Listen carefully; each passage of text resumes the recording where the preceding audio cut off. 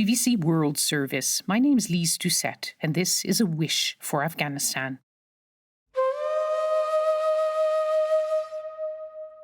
What I see happening in Afghanistan, it gives me so much pain. It's this really sharp pain.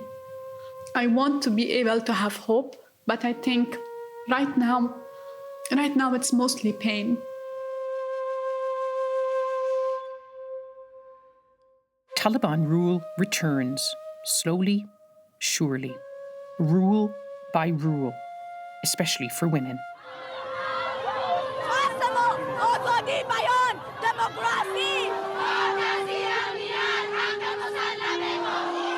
The rules which are emerging are letting many women believe that the kind of lives they lived before, the rights that they believe are theirs, will be taken away from them. And so they are going out to the streets knowing that there could be violence, knowing that they have to do everything they can.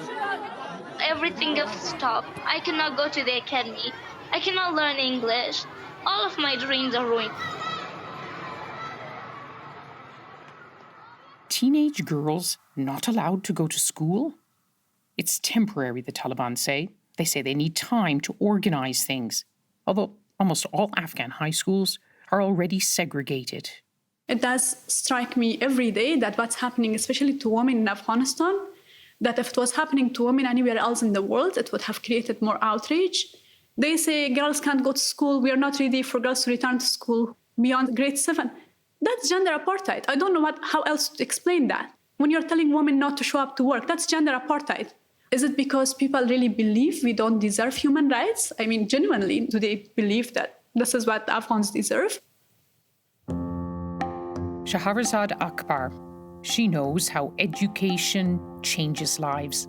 She's the first Afghan woman to do postgraduate studies at Oxford University in Britain, a student of Smith College in the US, a schoolgirl whose studies were stopped the last time the Taliban were in power in the 90s, forcing her to become a refugee.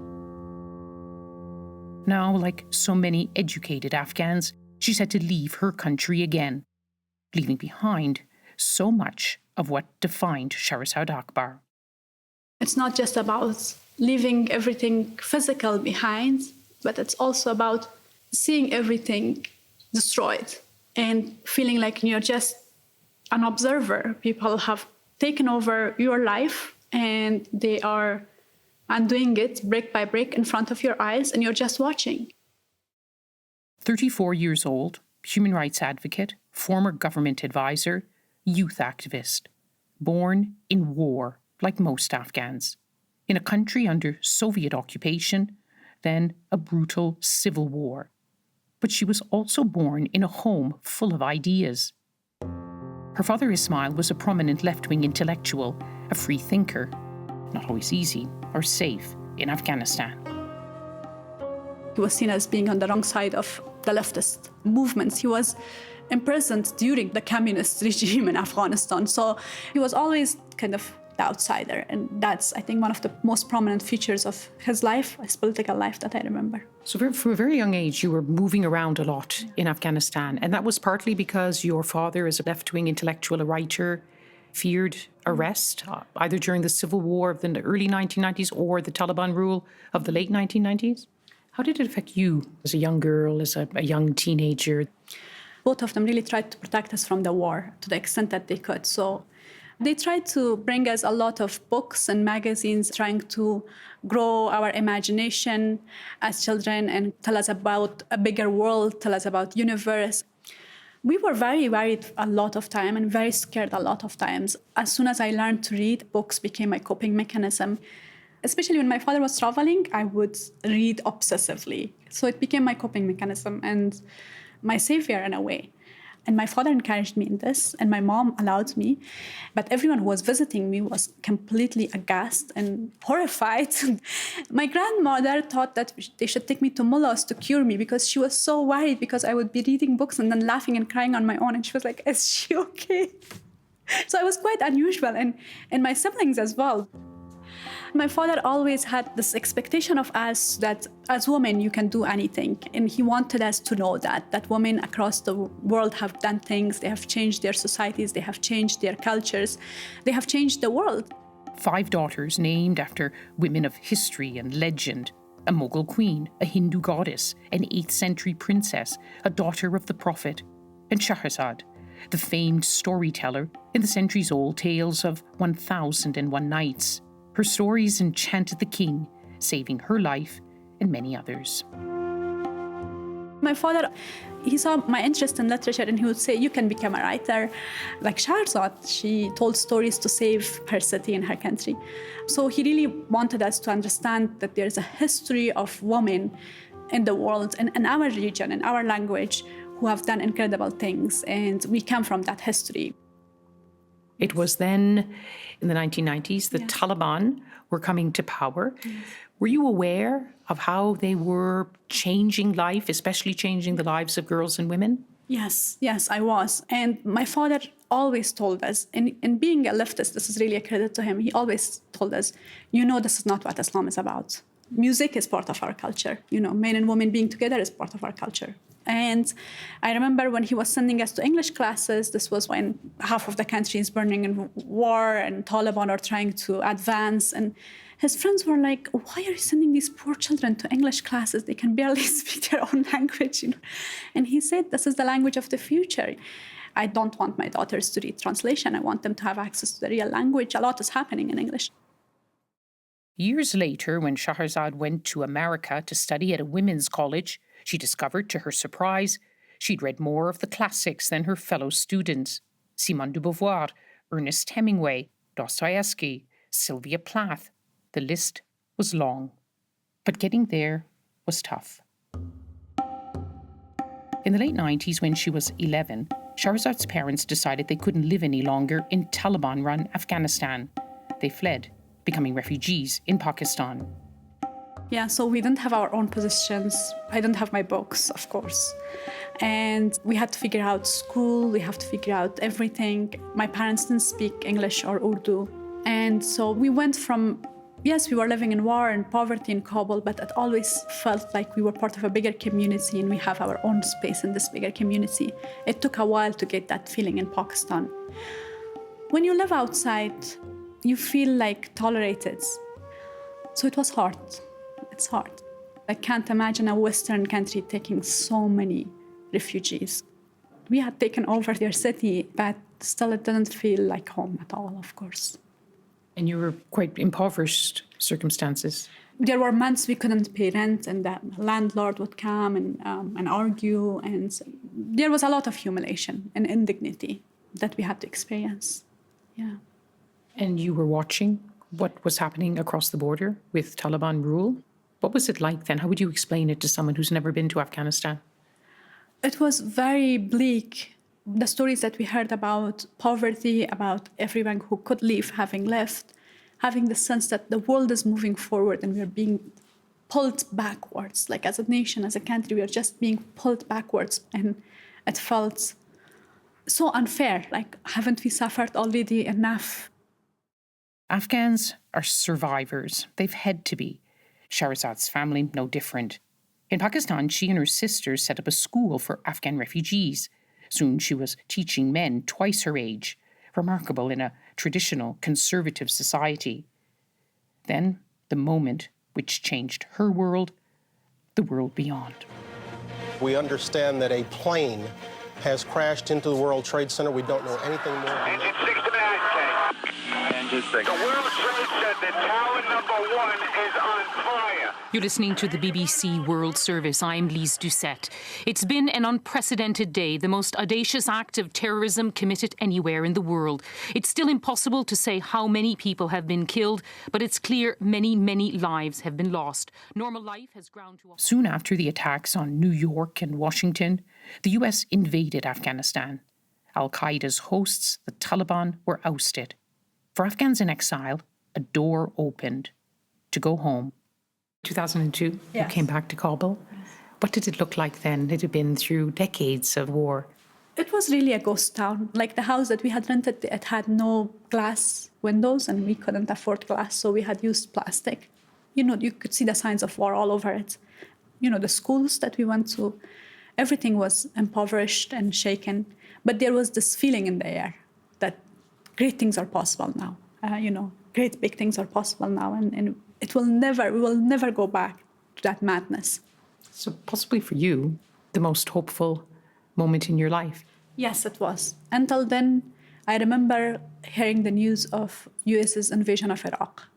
At this hour, American and coalition forces are in the early stages of military operations to disarm Iraq, to free its people, and to defend. And my father, who had been worrying about how things were going on in Afghanistan anyway, I just saw on his face this disappointment. And then I think from then on, it just, at least in our household, we started feeling like, what's going on?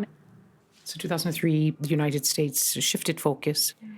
There was the sense in Afghanistan that Afghanistan was then the second priority and would lose out. It was that, but my father was really thinking and talking about how can extremist movements benefit from this invasion of Iraq to really revive and revitalize. And what would that mean? This kind of revival of a violent and very radicalized version of Islam. It was about Afghanistan, but the worry was beyond Afghanistan. And, you know, it was in 2006 that there was the first suicide attack.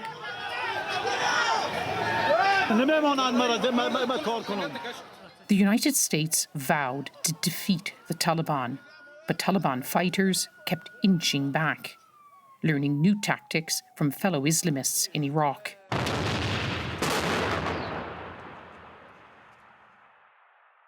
In those early years, Shahrazad was far from the bombs, immersed in books, thriving on opportunities which also opened with the West's engagement in Afghanistan, assistance to study at the US's Smith College, a full scholarship from Britain's Oxford University. It was among the brightest, happiest years, despite being away from my family, which was hard because I'm very close to my family. But I was also deeply happy because I was learning every day. All the while still following and becoming involved in political developments at home. You were engaged in the beginning of a democratic process, the elections. Was it a sense that this could work? This is going to take us in a better direction? I remember watching the presidential debate. It was in 2009. In 2009. And I remember I felt a sense of pride. There was this guy from Hazara community. He had run as a presidential candidate. Afghanistan, long persecuted minority, Hazara, Shia. Absolutely. So Hazaras and Shias and minorities were not really allowed in the political circles for a long time in the military. And now there was this Hazara guy running for presidential elections, like equal setting with the incumbent. And not only that, but he is criticizing him, and he's sure that he can leave the stadium and go home safely, that he won't be taken to prison, that he won't be tortured, that he won't be shot. And this was unique for Afghanistan. From the stories of my own father, I knew that people were prosecuted for their views. So there was that sense that a lot has changed in our society for the better. And we are, in some sense, we are on the right track. Of course, things were also going horribly wrong at the same time. Corruption was one of the things. Whenever there was talk of Afghanistan outside, if the first question was war, the second was about corruption. Defining moments for an activist of Hazara and Uzbek ancestry, and fundamental issues to confront: corruption, cronyism, tribalism, warlordism. And with every year, a growing Taliban insurgency, attacks on civilians multiplied.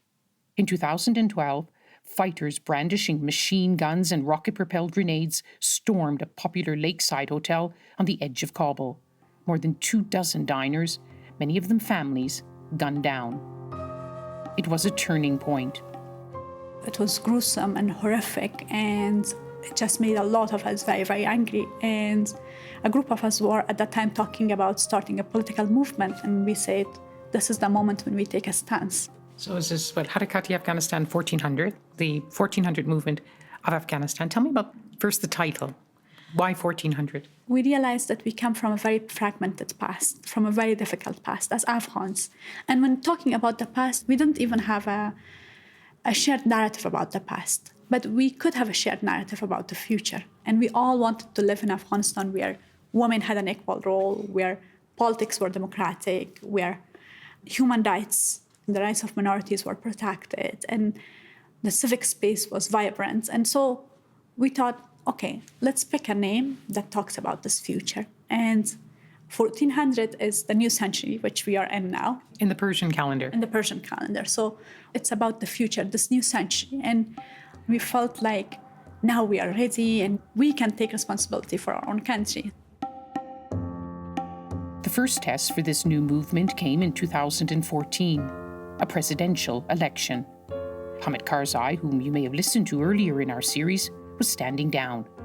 Afghanistan's first peaceful transfer of power, a moment of history, of hope. But the process was mired in accusations of fraud, and the 1400 movement, now more than several hundred members strong, split over whether to take sides in politics or stay on the sidelines. I think we had a great vision for what we want to do, and that vision is really needed in Afghanistan. But we really struggled with how. If we were trying to do this in a peaceful Afghanistan, I think it may have worked. But the conflict was having a toll on all of us. It drives you to desperation because the choices become very, very stark.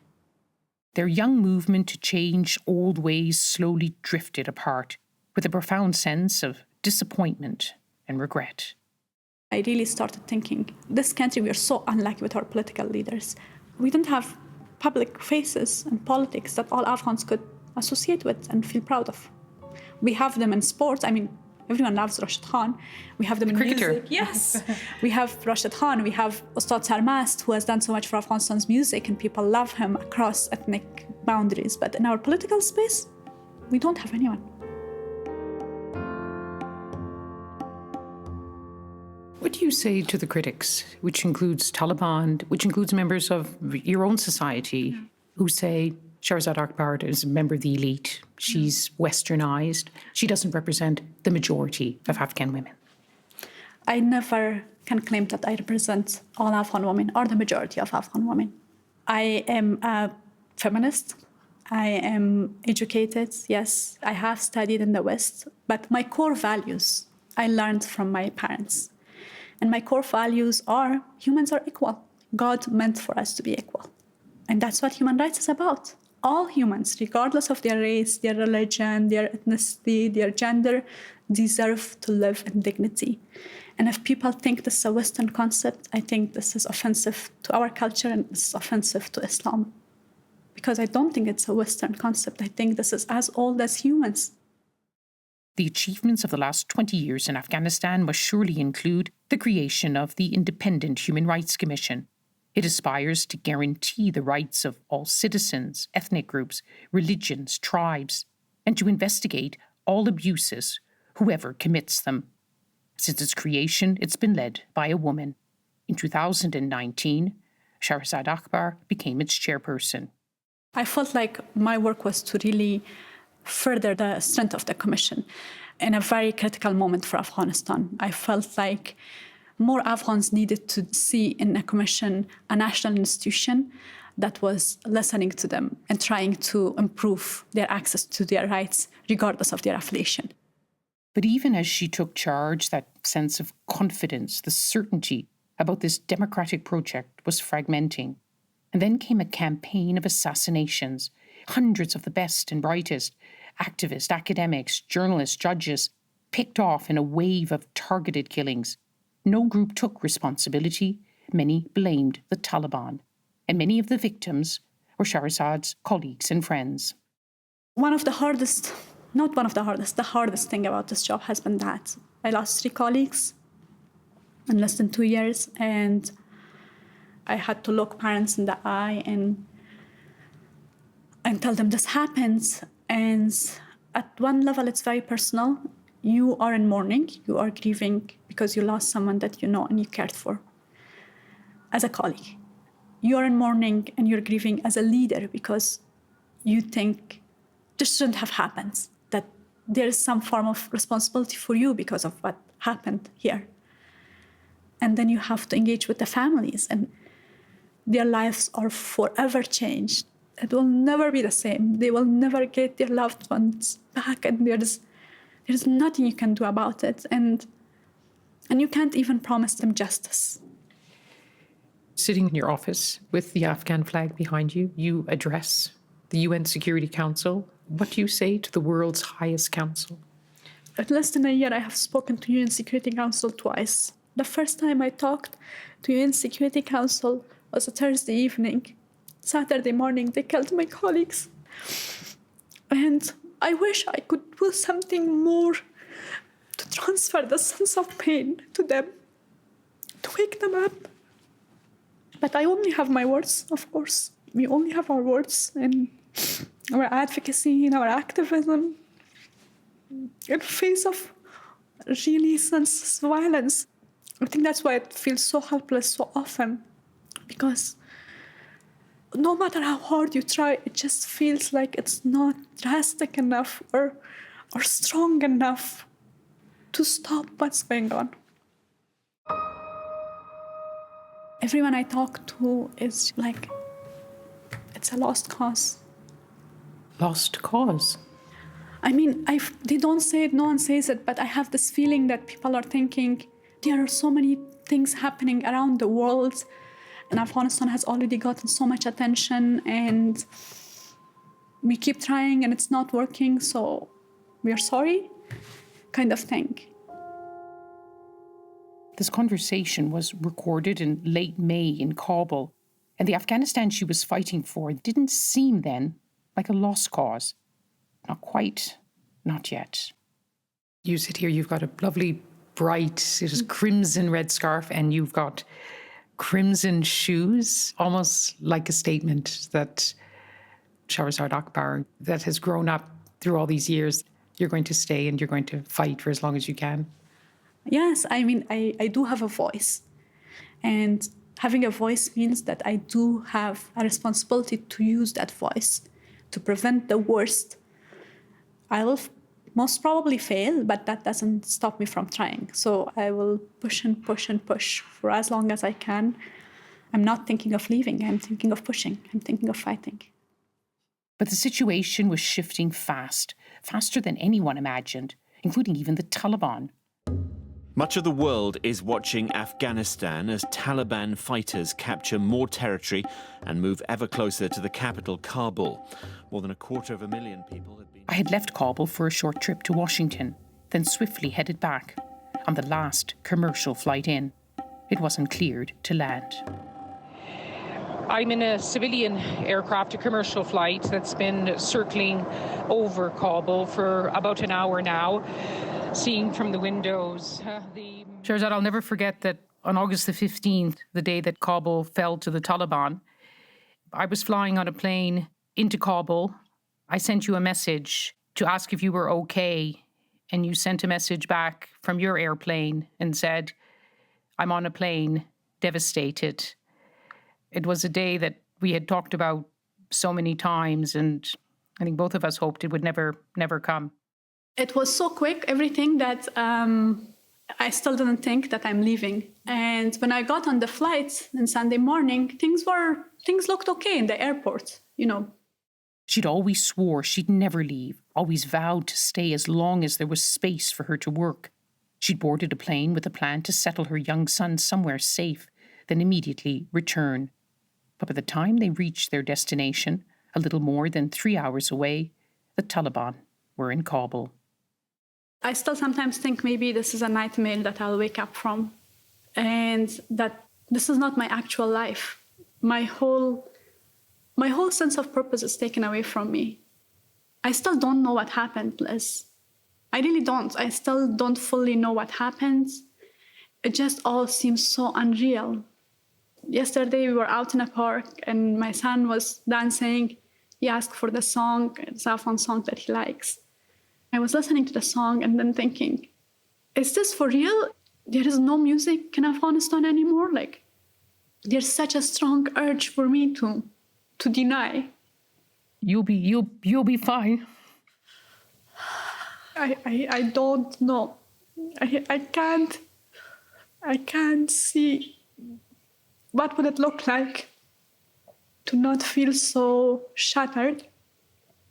I also know we don't know what will things look like in 6 months from now, in a year from now for Afghanistan. And even Taliban don't know. And no one really has full control of the situation. But I keep watching when it gets really, really hard. I keep watching these groups of young women who would sing, especially in Afghan National Institute of Music. And I keep watching those clips of these beautiful, courageous young women singing about being alive, being important as women, and building the country. And I just wish I could just wake up from this and be in Kabul and listen to the women singing and forget all of this happened.